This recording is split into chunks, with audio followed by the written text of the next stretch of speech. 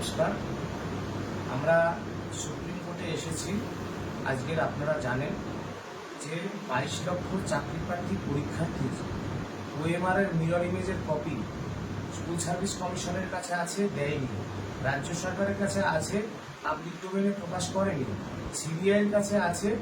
আমরা এখন সেই 22 লক্ষ ওএমআর শিট প্রকাশের দাবিতে সুপ্রিম কোর্টে মামলা লড়ার জন্য এসেছি। আগামীকালের মধ্যে 10টার মধ্যে আশা করছি আপনারা ডায়েরি নম্বর পেয়ে যাবেন।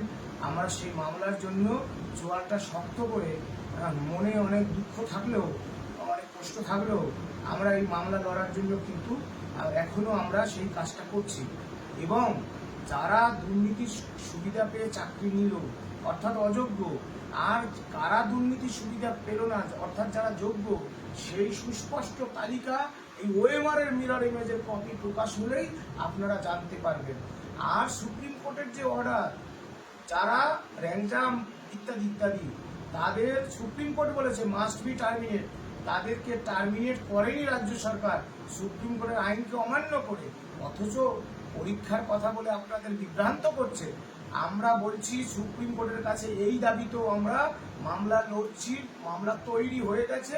আগামীকাল সকাল 8টা 10টার মধ্যে আপনারা ডায়েরি নম্বর পাবেন। আমি আগেই বলেছি যে ওএমআর এর মিরর ইমেজের কপি সমস্ত ওএমআর পাবলিক ডোমেইনে প্রকাশ করতে হবে এই মর্মে, এবং যারা দুর্নীতির সুবিধা পেল, দুর্নীতির সুবিধা পেল না সেটা প্রকাশ হবে।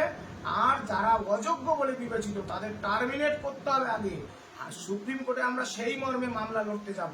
সুতরাং আপনারা আমাদের পাশে থাকুন, সব অংশের যোগ্য চাকরিদাররা পাশে থাকুন, সমাজের সব অংশের মানুষ আমাদের পাশে থাকুন, আমাদের আগলে রাখুন।